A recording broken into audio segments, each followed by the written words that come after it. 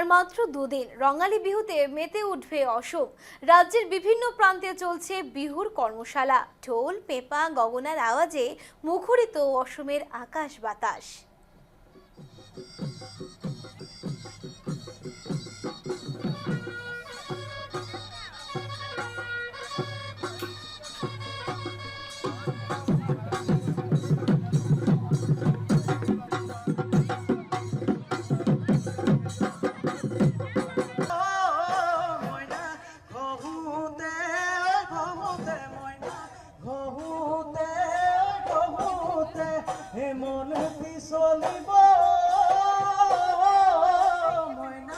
খোদাই দেখি থাকুতে ময়না, খোদাই দেখি থাকুতে ও রূপে হেনু কি তরিব, এ রূপে হেনু কি করিব, ও গুণে সংসার তরিব, ও বুঢ়া লোকে কোৱা কথা ও